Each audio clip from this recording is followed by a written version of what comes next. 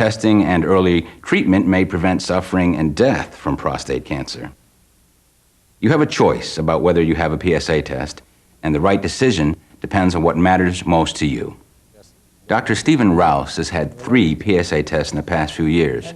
He's 61 years old. That this PSA test offers a very good way, combined with a digital rectal exam, to diagnose a potentially fatal condition at a point in time that it can be successfully treated. Dr. David Ransohoff has chosen not to have a PSA test. He is 55 years old. The reality is that if you get a PSA test and if it's negative, everybody's happy. The patient's happy, the doctor's happy that they can be reassuring to the patient and so forth. If the test is positive, it becomes much more complicated. And there are a series of decisions that both the patient and the doctor are going to feel very compelled to make or to consider making about biopsy, about aggressive therapy, if anything labeled cancer is found. And therefore, it's important to anticipate before you get the information, before you get the blood test, what are all the downstream consequences and how do I feel about them? It could turn up positive when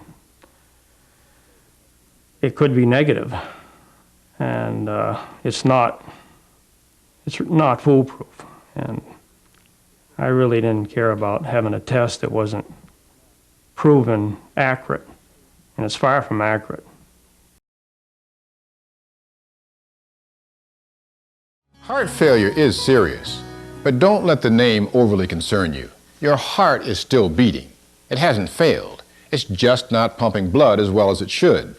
This causes the symptoms you may have, like feeling tired, being short of breath, having swelling in your legs and feet, or having fluid in your lungs. I think to better manage yourself, you have to realize what is causing you difficulties. First and foremost, I think the patient should demand to be educated from their physicians.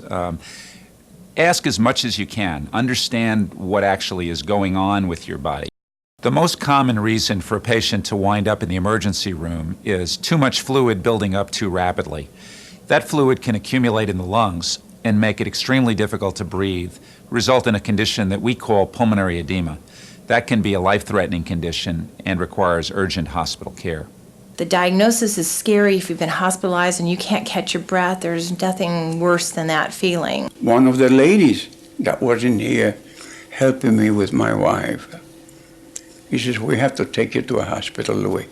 He's out of breath. I just couldn't breathe. So what we really want to do is help a patient understand how to prevent that from happening. In terms of the amount of weight change that should alert you that something's gone wrong, your doctor will try to individualize that recommendation for you.